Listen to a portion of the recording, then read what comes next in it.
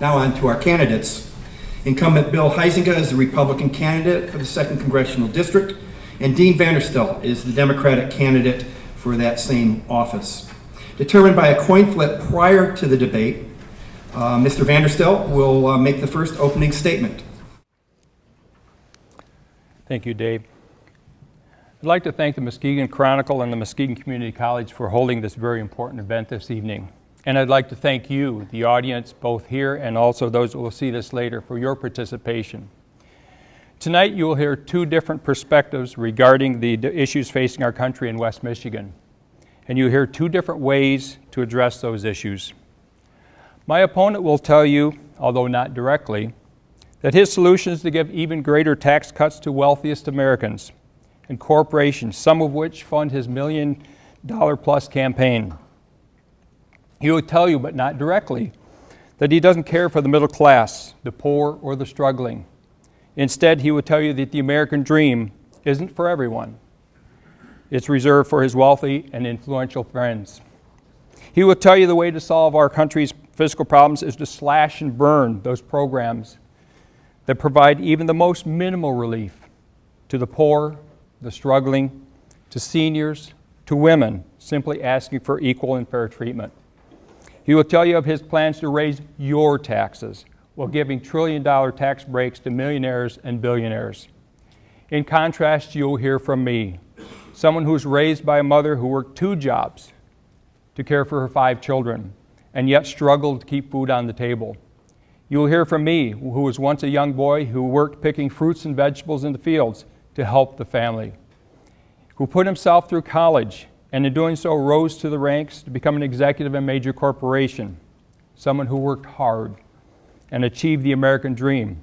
In me, I hope you'll see someone who's a reflection of you, someone who can understand your problems and as such is more able to represent you in Washington. You will hear my ideas and solutions to provide an opportunity for all Americans to achieve the American dream. You will hear of solutions that are not Republican, not Democratic, not right nor left, blue or red, but American solutions honoring the Founding Fathers and the America they envisioned. Thank you, Mr. Vanderstelt. Bill, this is your chance. Mr. Huizenga, your opening statement, please. Referring to you to Steve, I'm good with Bill. Well, I appreciate MLive and MCC putting this together. This is important, and I want to address who am I and what motivates me. I'm going to talk about what I want to do, not just who I oppose. I'm a husband, a very proud husband of my wife, Natalie, who's sitting right up over here. I'm a father of 5 kids, a small business owner who watched his dad, his mom, his brother, and his sister all start businesses. They inspired me to do the same. I'm a representative for you who has been sent to D.C. to use my experiences from both the private sector and the public sector to make government work for you, not work against you. I believe we need to stop spending. We need to stop shoveling this mountain of debt on our kids and our grandkids that is just burying them. I believe that we need to create jobs and create the atmosphere that's going to allow for economic success. I believe that we need to protect life. I think that is one of the most sacred things that we can do. I'm someone who's in Washington, D.C. in pursuit of solutions. I'm someone who uses his faith and this, the U.S. Constitution, as guiding principles for all the decisions that I make. And I look forward to having this conversation tonight. Thank you. Thanks, Mr. Huizenga. We'll now proceed to questions. We got some. Go ahead and take a seat if you're coming in late. We've got some people. We want to thank our readers, both online and people who emailed me independently for question ideas. I see some of you sitting in the audience. But we'll proceed to the questions at this time. Mr. Huizenga, you're first. As you see it, what are the 2nd Congressional District's top 3 priorities at the federal level of government? I'm tempted to go back to my real estate days, which are what are the 3 most important things about a house? Location, location, location, right? And I think the application here is jobs, jobs, jobs. That has got to be the #1 element that we have to look at. Why? Because it is the key to turning Michigan around. It's the key to turning the United States around. It's so we don't have to have more people added to the welfare rolls. I believe that people in their nature want to work and be successful on their own. I don't think they want to be dependent on a government handout. I believe we need to have a safety net that is there for those who truly cannot fend for themselves. But we also need to make sure that we are giving people the opportunity to go out and be successful so that they can inspire not only themselves but their kids and future generations as well. So I think that is probably the first element that we need to look at and keep in mind, and I know it's something that I keep to the forefront of every decision that I make. I think then again, going back to my opening statement, this mountain of debt, this $18 trillion of debt that's been loaded onto our kids and our grandkids, it's unworkable and unmanageable. We have got to do a couple of things. One, I believe we also need to add a balanced budget amendment to the U.S. Constitution so that we get our spending and our revenues back in order. We're going to need to do that first before we really truly address then the 18 trillion on the Chinese credit card that we've built up, and that's happened under both administrations, both parties. I believe it's been on turbocharge in this particular administration, but we've got to wrestle that down to the ground. The other thing that we need to do is make sure that we have a government that is going to work for people. That's why we have a staff here in the district who interfaces for people when they are having a problem with the VA or the Social Security or immigration or any of those other issues, and we need to make sure that government works for people. Thank you, Mr. Huizenga. Mr. Vanderstelt? Well, I think there's more than just a single issue that needs to be addressed in the area. And of those three top priorities, yes, indeed, jobs is one of them. We need to create jobs, but not just jobs for the sake of creating jobs. We need to create well-paying jobs. Unfortunately, a lot of the jobs that are being created are minimum wage jobs, and people who are working minimum wage are earning poverty wages. We need to create quality jobs, those jobs that pay people a decent amount so that they can live.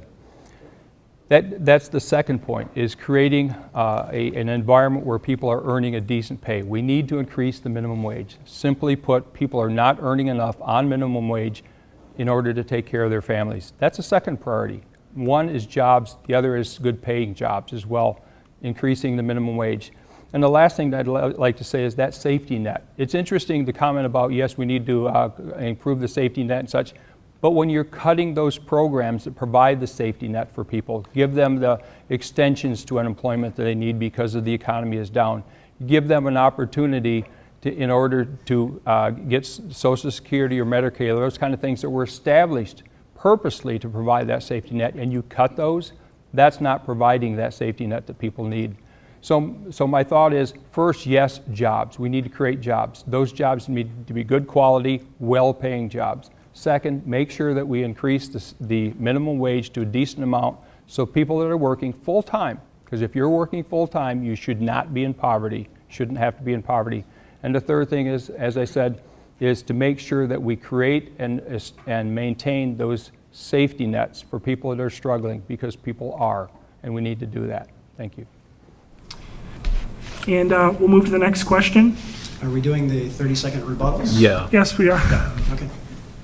Well, first of all, I want to make sure that we are more like South Dakota, all right? South Dakota does not have a minimum wage issue right now. Why?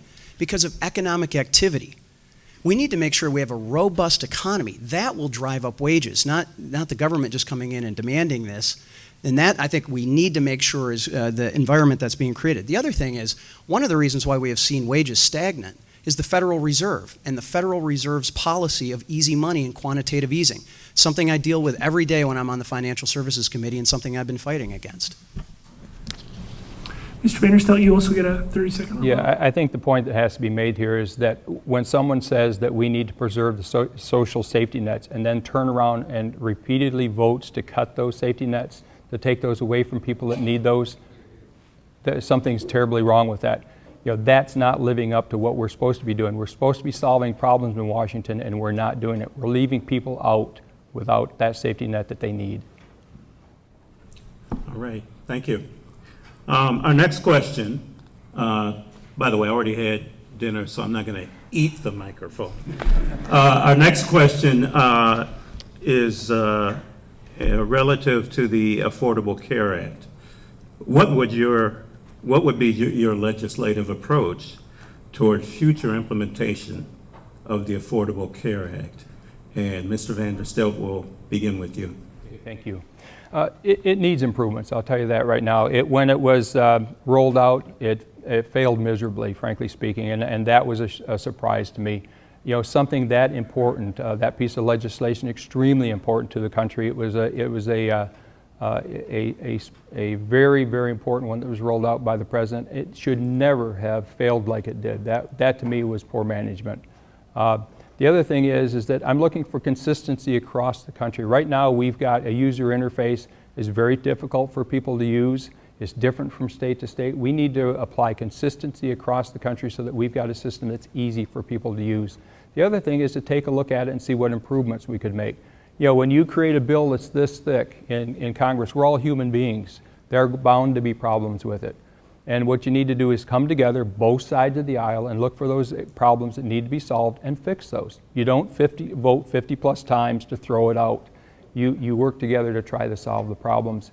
And that's what we need to do. There are things that need to be improved, and I think we can do that. There's areas that really need to be addressed in reducing the cost of health care. That's something it could focus even more on than it already is, and that's something that we ought to take a look at. I think those areas, cleaning up the interface, making sure that we've taken care of any of those issues that are problems with it. Like I said, human beings created it, we can solve the problems. And the third thing is expanding it to address the other side of the balance sheet, if you will, and that is the cost of healthcare and reducing the cost of healthcare. Mr. Huizenga. I think you are seeing some agreement. It was a complete failure when it came out. The problem was I wasn't surprised by that. A lot of us thought that this was exactly what was going to happen. Now, he's cited these 50 plus votes that we have had to repeal and or change. By the way, the president has signed 9 of those bills that have passed the House and the Senate. Of those, I do believe that the way that this bill is structured, had to pass it to find out what's in it, that kind of legislation is doomed to failure. And all you have to do is go and talk to the employees here at Muskegon County. The 1,500 plus county employees are going to be experiencing an increase in their premiums from $136 a month to $361 a month. $225 a month. $2,700 a year is what it's going to cost the hardworking union and non-union families who are employees of Muskegon County. I think that's a failure. Now, the goal and the objective to have greater access with lower costs with higher quality is admirable, and it's something that I want to pursue as well. Obamacare, quote unquote, Obamacare, Affordable Care Act, is not the way to do it. It does not bring greater access for everybody. Remember the famous line, if you like your doctor, you're going to be able to keep your doctor. If you like your plan, you're going to be able to keep your plan. People are paying for premiums that have gone up. They're seeing their deductibles go up. They're seeing their choices limited. And I believe it has put the wrong people in control of our health care choices. We should be in charge of that, not a government bureaucrat and not an insurance company. It ought to be us that is in charge of that. So we need to pursue those things. Thank you, Mr. Huizenga. Any rebuttal? Would you care to rebut? Yeah, 31,000 people in the counties represented in the 2nd Congressional District now have health care that they never had before. They've got health care insurance. That is not a failure. The fact is that even those people who are getting health care are getting better quality health care insurance than they had themselves. So it's not a failure, and oh, by the way, I did not say that it was a total failure. I said it needed some fixes to it. It's been a success, that's for sure. I think we're going to have to rewind the tape. I heard failure a couple of times on that. So for those of you watching back home, TiVo it and go back and DVR this. I don't doubt that my opponent believes that this is the right direction. I just don't believe it is the right direction because it's not the right solution. It's not that we don't address the problem. We just have to address the problem very differently. And the way that the president developed this when he was in control of the House and the Senate is not the way that it should be done. We'll go to the next question. This one goes to Mr. Huizenga first. Should employers pay or be responsible for employees' contraceptives? Well, so can you repeat the question? If employers should be responsible? Should employers pay or be responsible for employees' contraceptives? If it's part of the health care plan, that's fine. I mean, if that is something that, whether it's a union or a non-union job, whether those employees have negotiated that with their employer, if that's part of the package that the employer is offering, I think that's fine. If maybe your question is should that be voluntary on the part of the employer?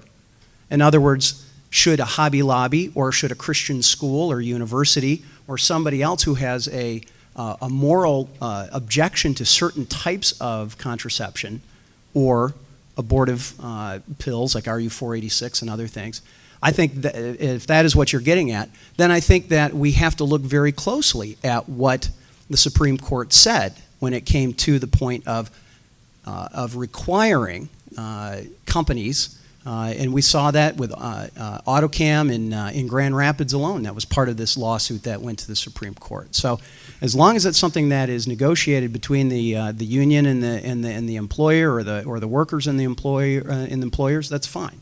But it should be voluntary. Mr. Vanderstelt? Yeah, I think indeed it should be part of the health care plan because it's much more than contraception. Women who rely on women's reproductive services for much more than contraception. It's a health care issue. And to me, in a way, it's a civil rights issue. Women should not be treated differently just because of their gender than men are treated. You know, they have a right to have health care, good quality health care, and I think that's something they should be provided. Now, the idea is that should it be a voluntary thing? The president has worked a lot of different ways to try to make sure that that health care can be provided that is consistent with the Supreme Court rulings. Time and again, people have pushed back on that and said, no, we don't want to do that. The bottom line is women have a right to the health care. They should have that health care provided to them. And again, it's much more than birth control, that's for sure. Mr. Huizenga? Yeah, real quickly. I mean, Bart Stupak from Michigan had the famous Stupak Amendment that was supposed to be inserted into the ACA that was not going to require and force people who had a moral obligation or objection to abortive contraception from providing it. The problem is that that has been violated by this administration. So it's ridiculous that women's contraception wouldn't be covered, but various men's Viagra and other things are covered. That doesn't make sense to me. It should be parity. Mr. Vanderstelt? Okay. Our next question involves same-sex marriage, and I'd like to ask both of you, what are your personal views on same-sex marriage, and how would those views play out in your work as a representative? And we'll start, Mr. Vanderstelt, with you. Very good, thank you. I believe that people have a right to marry who they love. It doesn't matter. Gender should not be taken into account. And that's something that we need to do, is we need to take a look at this, again, as a civil rights issue. These are human beings. They are people. They are entitled to the same rights as any one of the rest of us are. If that's the person that they love and they want to marry that person, they should have every opportunity to do that. As far as I'm concerned, when elected, those issues regarding whether it's lesbians, gays, of any gender issue, that's not an issue when you're talking about laws and how you treat people. You give them equal opportunity. There should not be limitations based on people's gender and who they love. Thank you. Mr. Huizenga? Human dignity is key, and I believe in human dignity. Human dignity is different, though, than a marriage license and having the state condone or a church condone an act. And federal courts, I believe, have been overstepping their bounds. I believe that a state like Michigan, which has passed a Marriage Definition Act of one man and one woman, that should have standing. I believe that having the federal courts come in and just arbitrarily turn those things over is stepping beyond their constitutional bounds. Would you like? Yeah, I think the constitutional bounds are, we're talking about human beings here. Human beings.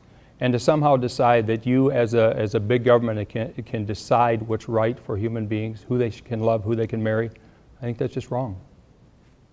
All right. Okay. Next question. Mr. Huizenga starts. Congressional approval ratings hit an all-time low last year. It was 9%. How would you work across the aisle and compromise with others in Congress to get work done?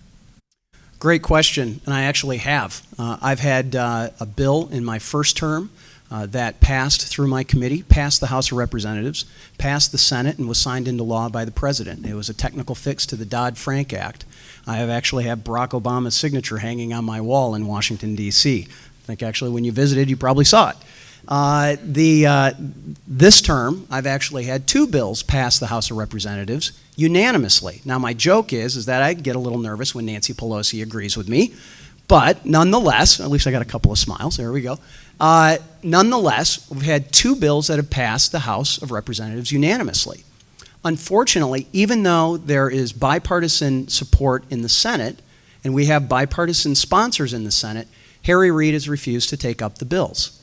Now, we have passed over 400 bills in the House of Representatives, 40 plus of them dealing specifically with job creation, that have been refused to be taken up by the Senate. And I think that's a tragedy. It's not a tragedy because I want another signature from Barack Obama on my wall. That's not it. The tragedy is for the American people. All right. Now, I think that the yarn that was spun for a long time was that the House of Representatives just wanted to say no to everything and didn't want to do anything.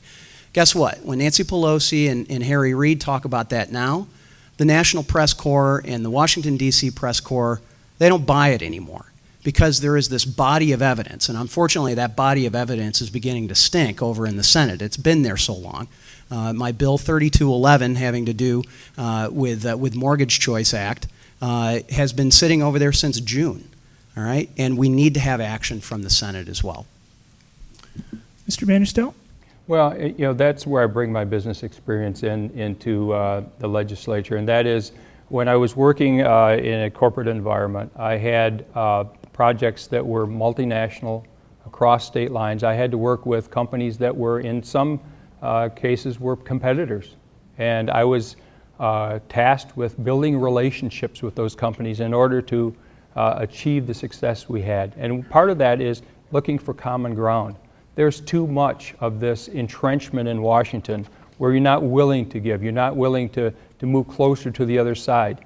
My opponent is very far right. That's not my characterization. NPR and others characterize them as very far right. The question I have is how do you achieve compromise when you're sitting so far to the right you're not willing to come towards the center? And yes, you can pass bill after bill after bill, but those are egregious bills that the other side can't come to compromise with you and you're not willing to compromise, you refuse to compromise, then how are you going to achieve anything? And that's the problem we've got in Washington right now, this entrenchment that sits there and says, I am not willing to work with the other side. And just because you've created certain bills and those haven't gone somewhere, that probably tells me that they're too far to the right to come to some kind of compromise in the middle. Mr. Huizenga, your rebuttal? Yes, yeah. I'll give you the cell phone for Greg Meeks, who's a good Democrat friend of mine from Brooklyn, who I worked with on the Mortgage Choice Act. I'll give you a phone call, or I'll let you give a call to a couple of my other colleagues who I worked with dealing with this other bill that I passed. We actually compromised with Maxine Waters' office on language to get this passed, again, unanimously. It's sitting over in the Senate with bipartisan support, Joe Manchin and David Vitter. All right? The problem is Harry Reid has decided it's easier to explain doing nothing than it is explain doing some tough stuff. Mr. Vanderstelt? Yeah, I think what you've heard a couple of times here is the blame. It's Harry Reid's fault. Harry Reid's not doing something. You've got to take responsibility. That's your job.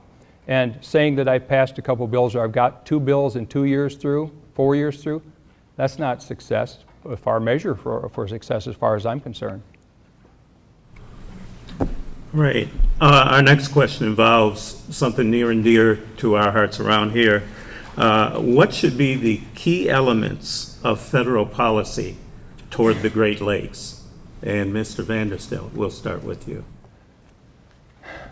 First and foremost is preserving the quality of the waters of the Great Lakes, first and foremost. And that's something that the EPA is doing to try to help with that. We need to make sure that the federal government is indeed a partner with the state of Michigan and the local municipalities to make sure that we control what goes into the water, we control the quality of the water for all of our citizens, but also for people that want to come to Michigan. It's a beautiful state.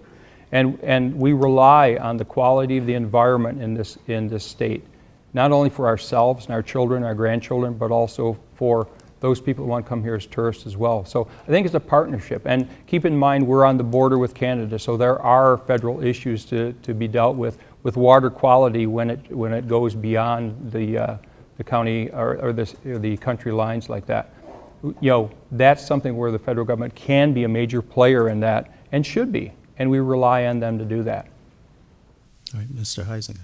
Yeah, I appreciate it. I've actually had a chance to talk to President Obama about the Asian carp situation. I'm very concerned that Asian carp DNA has shown up in the Kalamazoo River. That is, the fear is that it's going to start hopscotching up the coast, both the east coast and the west coast of Lake Michigan. Water quality is a huge part of this, but we also have to make sure that we are properly using the Great Lakes. That's why Candace Miller and myself worked with another Democrat from California, Janice Hahn. It was the Hahn-Huizenga amendment to the Water Resource Development Act that guaranteed return of the Harbor Maintenance Trust Fund dollars that are being used. Instead of having them skim it off and put it into other transportation projects, Janice and I, worked together to make sure that we are going to return Harbor Maintenance Trust Fund dollars for, shock of all shocks, harbor maintenance. We know that how vital it is to the economy all around the Great Lakes to make sure that we have good working harbors. I know there's been a lot of discussion here in Muskegon as well about expanding river barge use. One of those questions about it that is making sure that we're not going to get more vulnerable from an invasive species, whether it's Asian carp or something else that may be coming in. So that's something I've been working very closely with the Army Corps of Engineers, the District 9 Commander, Admiral Midget out of Cleveland, who was with the U.S. Coast Guard, and we also, I'm co-chair of the parliamentary exchange that happens between the U.S. House and the Canadian Parliament. And so I discuss these issues on a regular basis with my colleagues over in Ottawa as well. So very much look forward to continuing to work with Al Steinman here at the Water Resource Center, and we've got a lot of great things happening in Muskegon and around. All right, thank you. Mr. Vanderstelt, did you? Yeah, just simply put, I'm very glad to hear their representative is doing his job. I mean, those are things we're expecting him to do. A lot of good names there, I can't rebut that, but the fact of the matter is we need someone in Washington that is looking out for the area, and that includes not all of West Michigan, but also the entire state itself. Yeah, my final 30 seconds, one of the other things that we were able to do, again, Candace Miller and I had a piece of legislation, some language inserted into that WARDA bill that would designate the Great Lakes system as an entire system.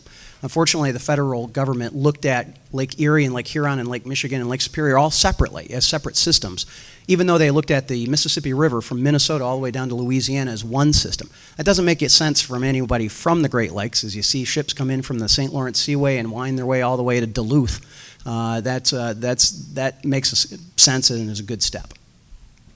Thank you. We'll take a break from our regular format here for 1 second. We'll give each of the candidates a chance to ask the other a question. And Dean, you had the last question first, so we'll give Bill the chance to ask you a question. There will be no rebuttal. I got a couple of them here that could be about the debt and different things, but I think what I'm going to ask about is, I'm curious what my opponent says to the 1,500 plus Muskegon County employees, both union and non-union, who are going to see those healthcare premiums jump from $136 to $361 a month. I mean, think about how much gas that is in your tank. Think about how many groceries that is and everything else. And it's because of Obamacare that this is happening. It's requirements under the Affordable Care Act that are forcing the county to do this. And I'd like to know whether it was worth it or not to those employees. Well, I don't know that your facts are right, to be honest with you, because I hope you check them out there. I don't have the data. But generally what you see when rates of healthcare costs go up with the Affordable Care Act is what it is replacing what's called junk insurance, typically, with higher quality insurance. The Affordable Care Act requires minimum levels of coverage, minimum insurance. Simply, people have been paying premiums for insurance and realize when they have a claim, they don't have any coverage. So what the Affordable Care Act says is that you must provide a certain minimum level of coverage, and sometimes that coverage costs a little bit more. And there are people that find out after the fact, when they've had to pay maybe a little higher cost. I don't know for a fact that's true, but if they paid for higher cost, they've got more and better health care insurance for that price. So I'd be careful just saying, well, health care costs go up. The question you have to ask yourself, are they getting better health care than they had? Mr. Vanderstelt, do you have a question for Mr. Huizenga? Yes, I do. This is one that I'm hearing quite a bit out on the campaign trail. This question keeps coming up from Democrats and Republicans.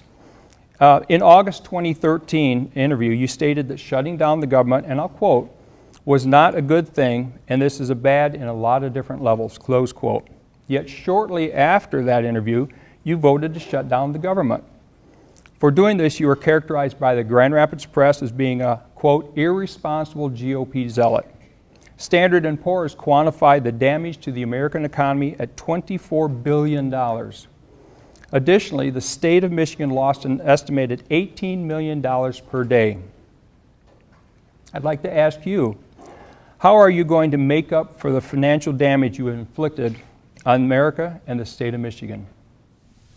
I'd encourage everybody to go back and read that October 3 Grand Rapids Press editorial. It did not call me a zealot. It did not call Justin Amash a zealot, who was also discussed in that. I never once voted to close down government. There was 22 bills, in fact, that we passed in the House of Representatives that would have kept the government open. The Senate refused to take them up. They did not take them up. I believe very strongly that there are core functions of the government that needed to remain open. I don't believe that this was the right thing to do, and I've been vocal about people in my party. Dean, I know that's what's on, Dean, I know that's what's written on your sheet to interrupt me, but that's not what this is about. Okay, so I've been vocal about some of the folks in my own party who said that, you know what, shutting down the government's going to end Obamacare. I agree with Rand Paul and Paul Ryan and a number of others who said that wasn't going to happen, and I think that's been proven. Also, what was proven, though, is airplanes didn't fall out of the skies and the sun actually rose the next morning, all right? The problem is that we needed to get both the House and the Senate together to work on a compromise, which ultimately did happen. Paul Ryan and Patty Murray put together this final agreement, which is what we're operating under now, and I voted for that. Why? Because it was an important function that we needed to move forward on, and we made progress. We'll resume our regular format here with another question.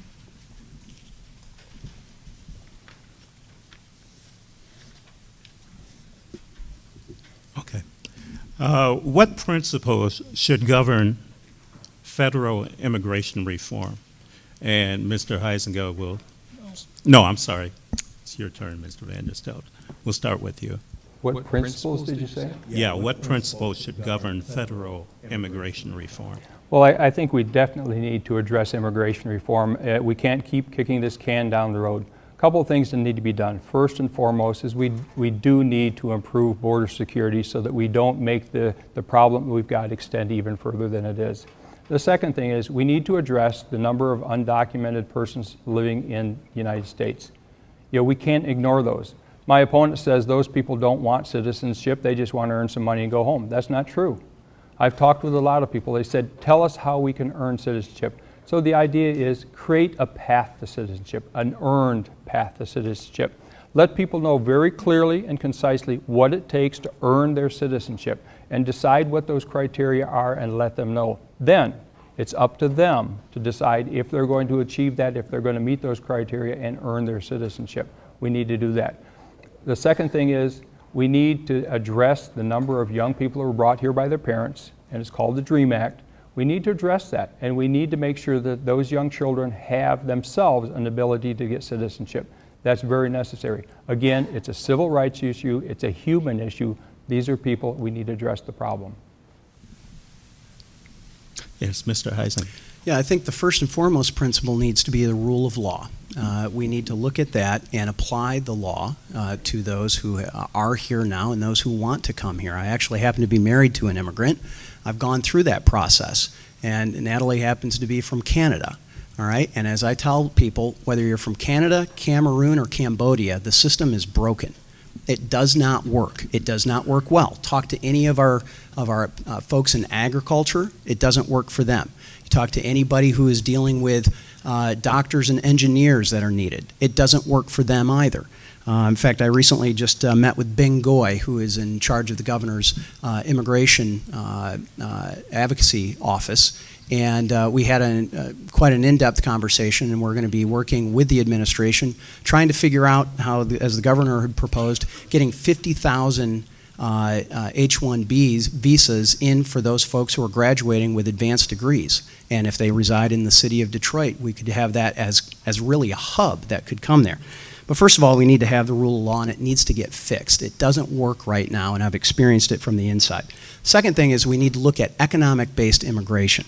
We are the only country that has the extended family element to immigration and to the ability to petition.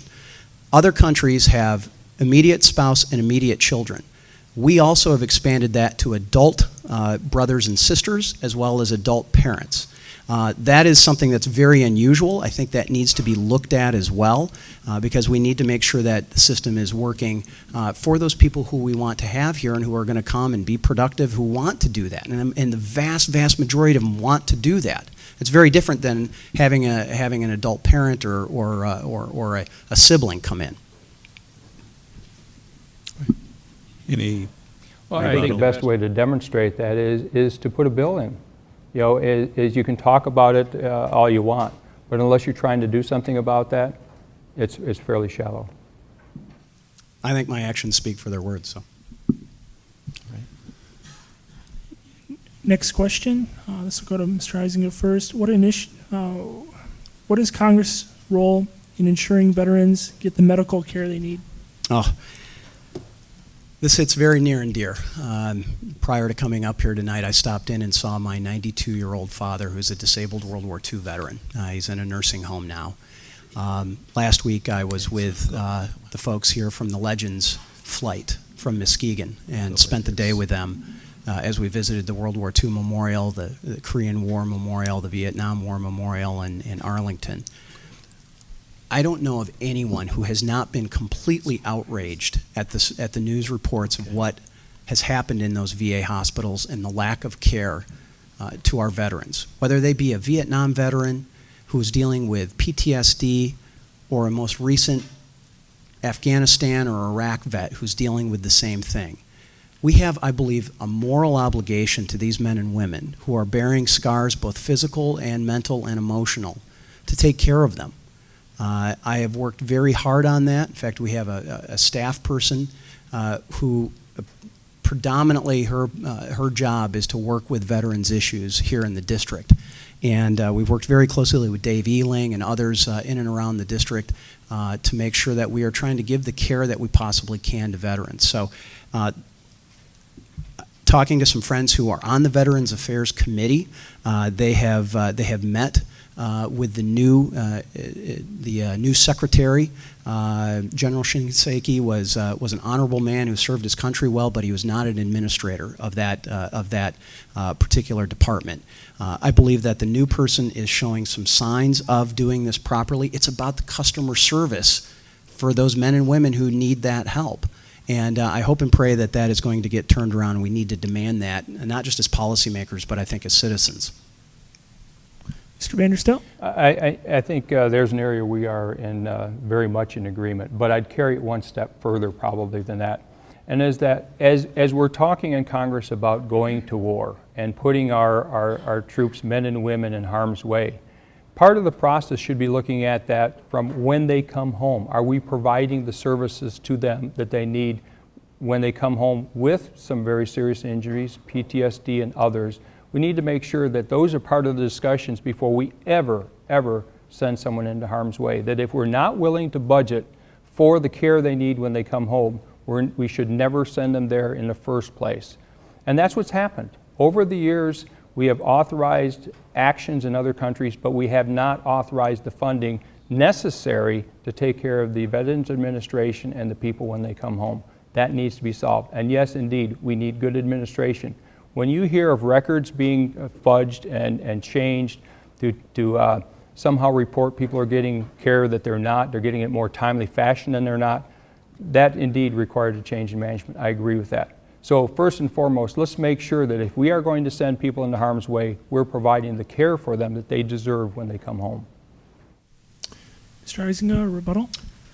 I don't think really a rebuttal. I think hopefully this leads into a question about what we are doing overseas currently, because that does have to be part of the conversation and the equation of what we are doing. I'm going to continue to work with a very good friend of mine who's a psychiatrist, Tim Murphy, who's a congressman from Pennsylvania, who is a leading voice on PTSD and the needs of veterans.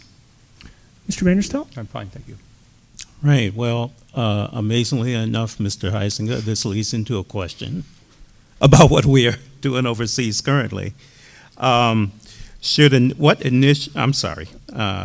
there be congressional votes to clarify U.S. involvement in Syria? Absolutely. The president is relying on a couple of different things. First is the use of military force, the AUMF, that goes back all the way to September 11. There was two of them that were voted on, one in 2001, the second one in 2003 after the UN had authorized the invasion of Iraq through their vote.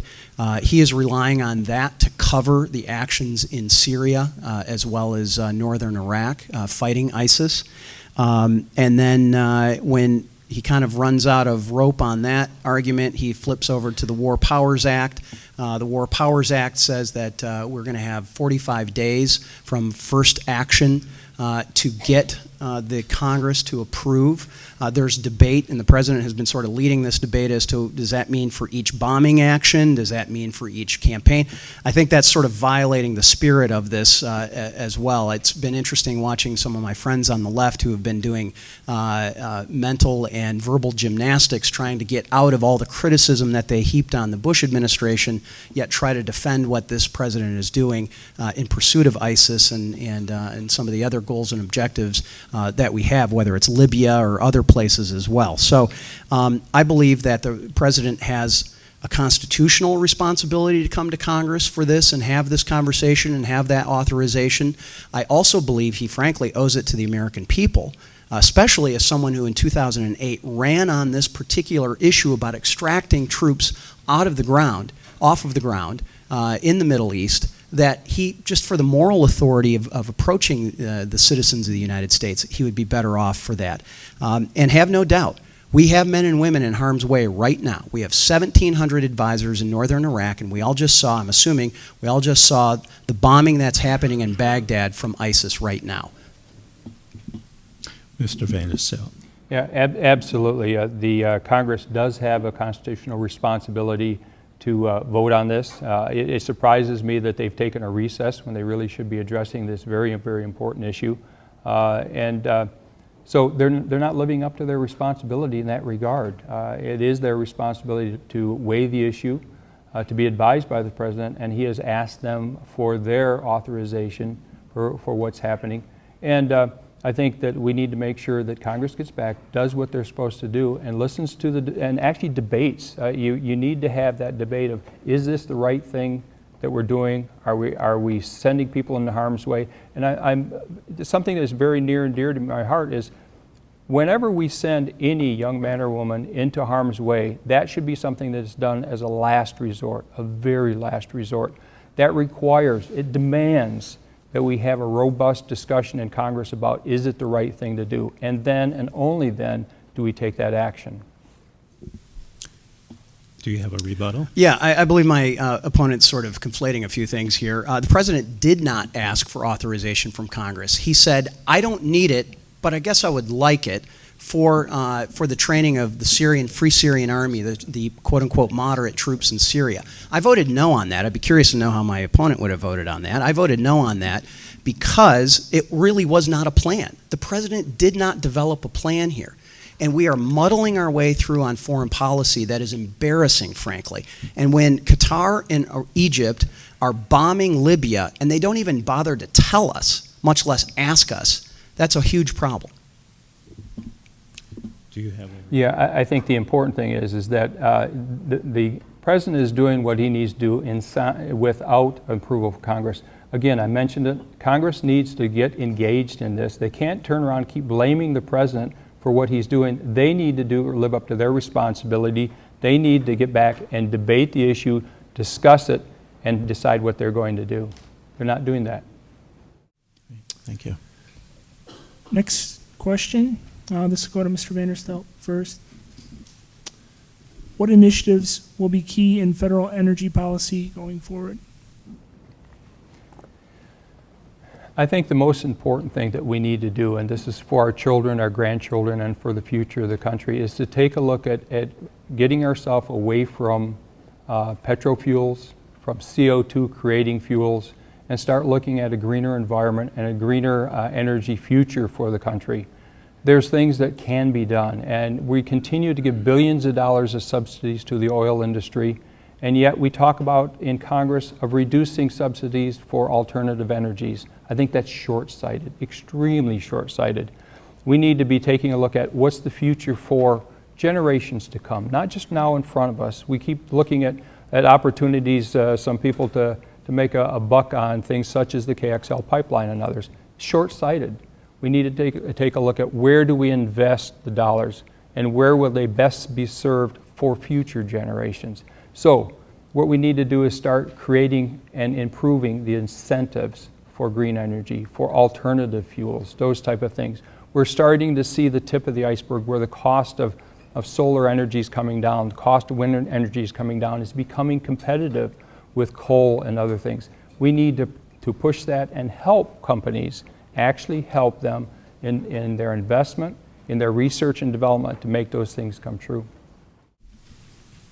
Mr. Huizenga? Yes, I'm not sure that I would dismiss 18,000 jobs with the creation of the Keystone Pipeline with parts that are going to be made here in Muskegon and throughout West Michigan.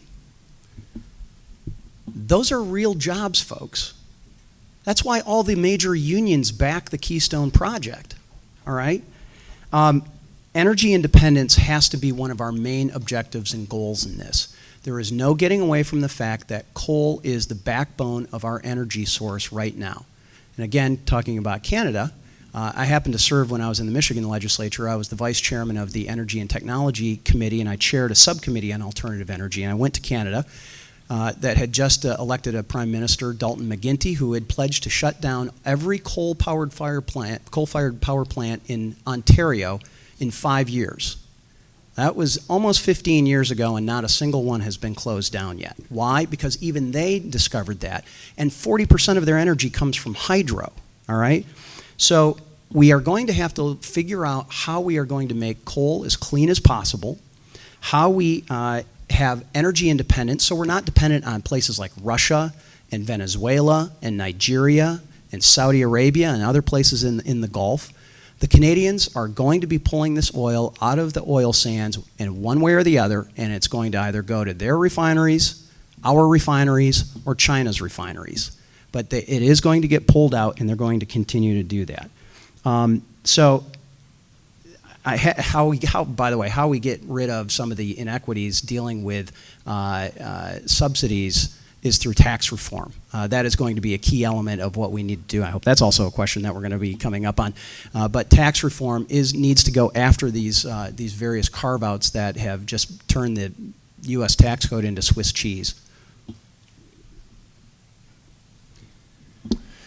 Rebuttal, Dean? Yeah, very brief. A number was thrown out that I think is we need to look at very carefully. 18,000 jobs created on the KXL, Keystone XL pipeline.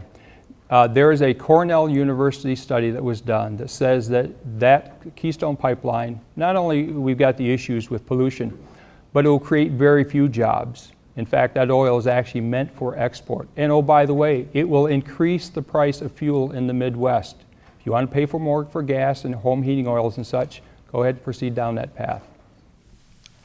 Mr. Huizenga? Never have we seen this much crisis and turmoil in the Middle East and gas prices fall. Why? Because futures markets believe that we have a steady supply of energy that is coming from places that are protected.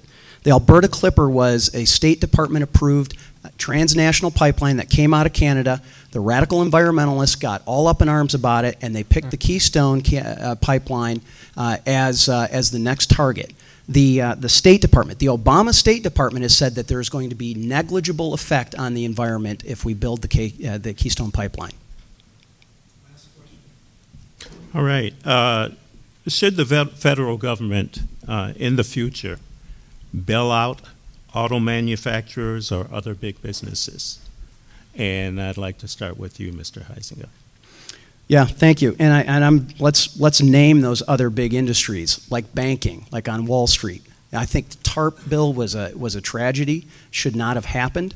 I also believe that we need to make sure that GM, Chrysler, Ford, and any of our parts makers as well have learned their lessons from a near-death experience.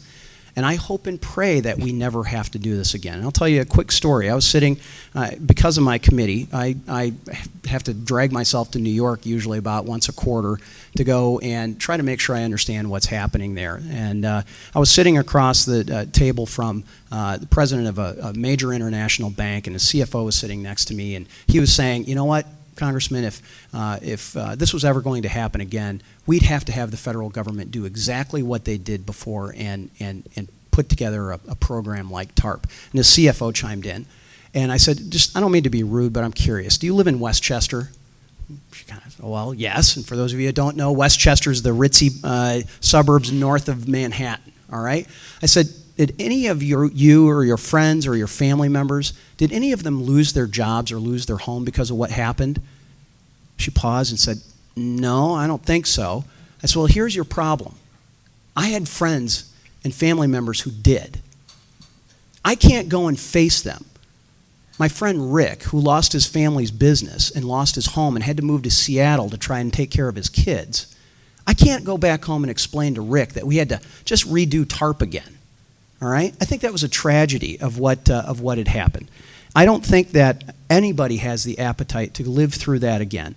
What I'm afraid of is under Dodd-Frank, we have not eliminated this too big to fail mentality. We have to address that. I have been trying to address that very specifically with legislation, by the way, and we need to make sure that people's risk has consequences if they're going to make really dumb business decisions. Mr. Vanderstelt. I don't believe your question even got answered there. There was a lot of talk, but not really an answer to it.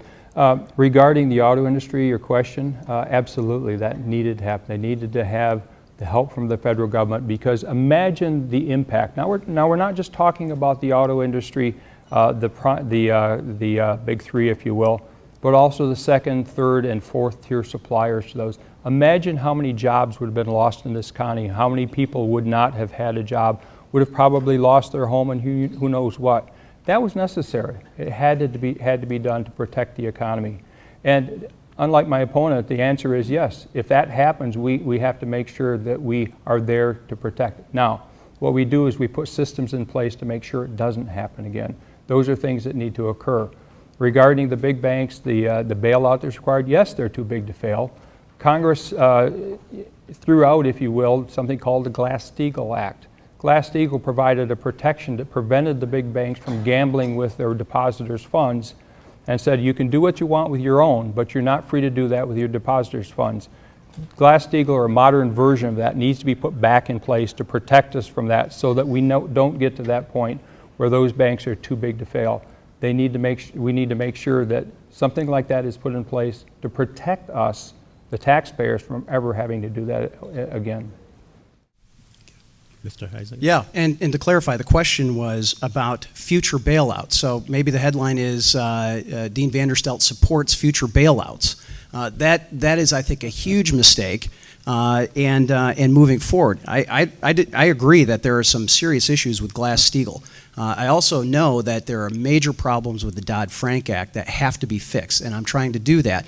The problem is that Jack Lew and the Secretary of the Treasury is not interested in changing, and the White House is not interested in changing that, despite Democrats on my committee who I've been working with to change Dodd-Frank. And I give them credit because they've been going against their own administration. Do you have a Rebuttal. Just a comment. Dodd-Frank, the provisions of that have been waiting for implementation by Congress for years now, and it hasn't happened.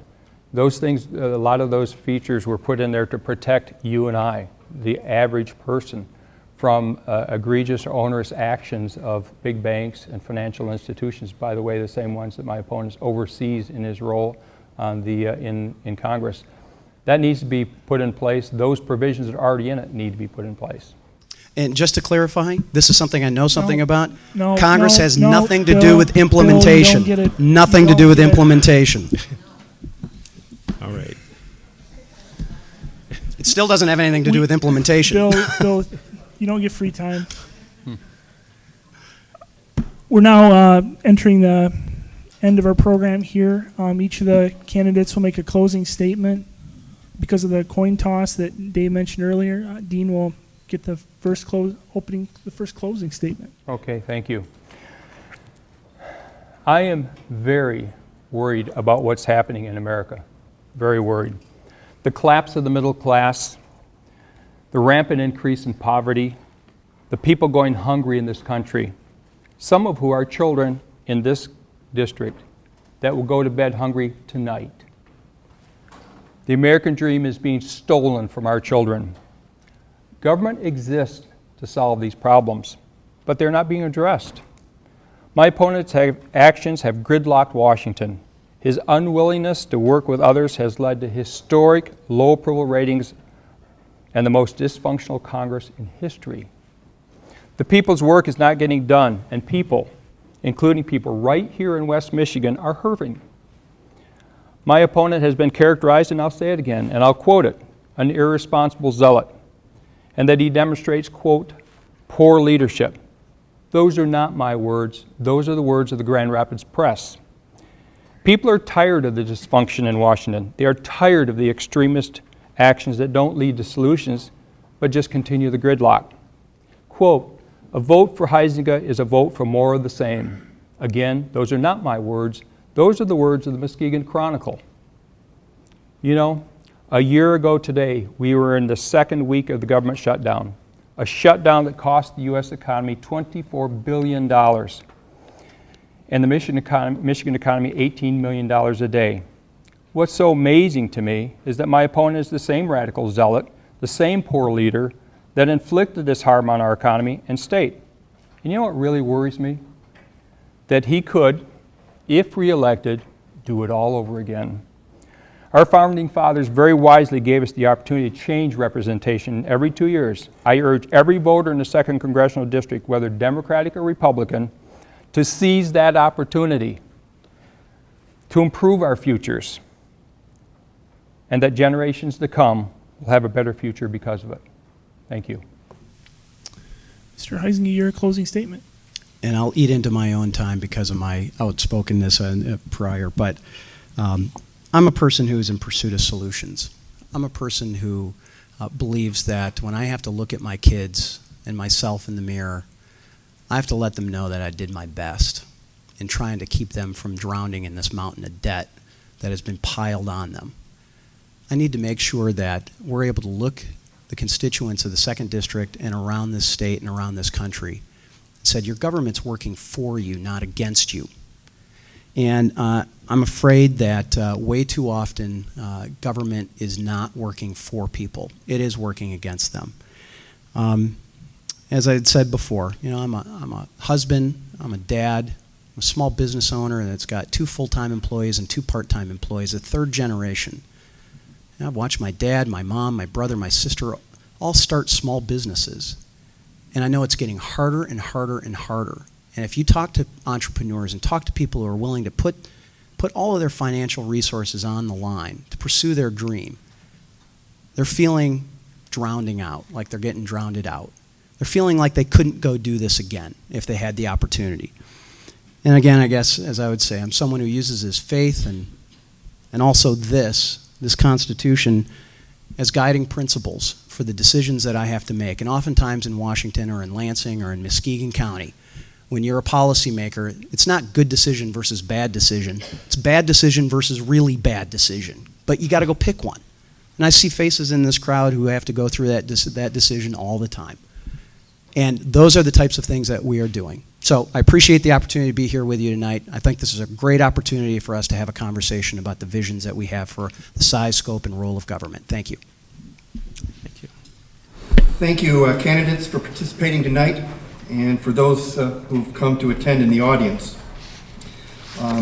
Please continue to follow the election 2014 coverage through MLive and the Muskegon Chronicle, and be sure to vote November 4th. Remember that we will, MCC and MLive Muskegon Chronicle will have the 34th State Senate and the 91st State House debates Wednesday, October 22nd at 6 p.m. here in this room.